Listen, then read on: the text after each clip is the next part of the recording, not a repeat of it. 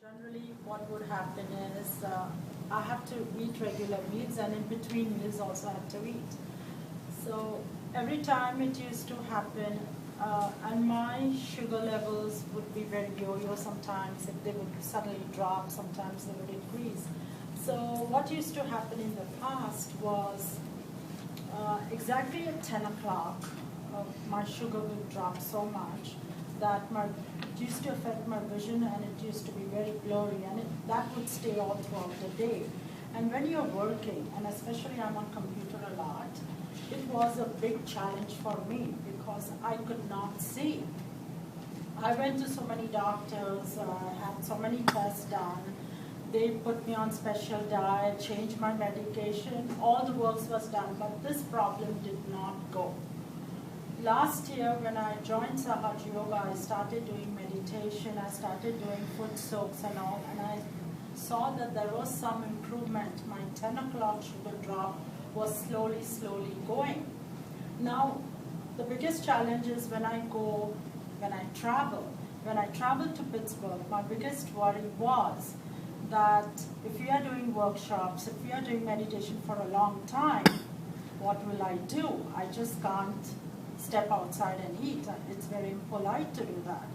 So that was my biggest worry. So I kept a piece of chocolate in my purse just in case when I feel that, I'll just pop a chocolate. Nobody will notice that. But to my amazement, I used to get up at 6 in the morning. By 6:30 I'd shower, I would be down having a cup of tea, and then I would go for walks, and our meditation would start at 7:30 and it would go on till 7. I've not had anything till till 9. We would have our breakfast only at 9. And I was amazed, oh, I'm okay. My vision is okay. Then after breakfast, we would eat our lunch only at 4 o'clock. So you see the big gap. I have to eat. I'm not eating. I'm not hungry. And again, I felt, oh, nothing has happened. My vision is okay. So these differences I saw on my trip to Pittsburgh, and since then I've been noticing that even my work is very demanding, so I never get time to eat lunch, or if I'm eating and working at the same time, so no breaks, no nothing. I continuously start and I don't stop till I've finished what I've done. And I've been noticing that I'm okay, my vision is okay, my sugar level is okay. So this is a very good testament for everybody, you know, and especially those who are diabetics will understand more what I'm trying to say, how it is. Because with that, not only with that, your hands start to shake and you are so disoriented, but none of these things happened to me when I was in Pittsburgh, and ever since that has been a real progress for me. So, you know, that chakra really cleansing and a lot of food soaking. And then again, another thing that is mentioned is you should vibrate all the food and drinks before you eat. That is a very good way of cleansing your chakras too. And another quality that everyone should have is satisfaction. Satisfaction in what you have, satisfaction in what you eat. Don't have your needs more than your wants, you know.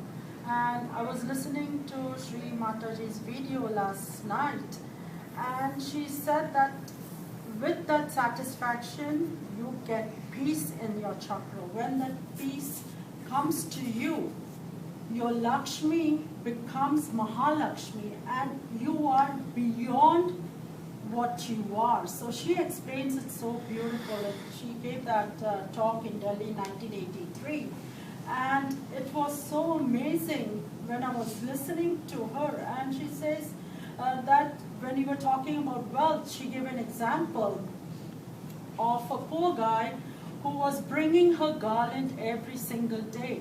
And Sri Mataji asked him, how come you are bringing me garland? I don't need a garland. It costs you a lot of money. She says, don't worry, Sri Mataji. I can afford to bring you a garland. And say, what do you do? Says, well, you know what, I have an empty plot of land, and since I got my realization, I have been meditating. Now that land, it was empty, I never looked after it. But one fine day, a gentleman approached me and said, the clay that I used to take from your land, which he didn't know about, gives extreme good bricks, and the bricks are so strong. So then he would come and buy that clay from him to make the bricks.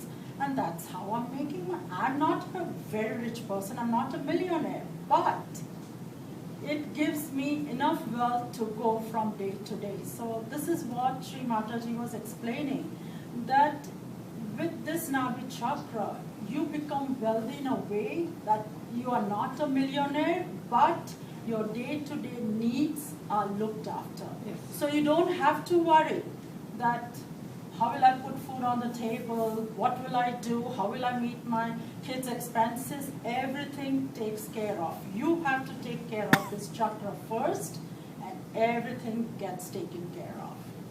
So this is what I have to share. Oh, that's beautiful.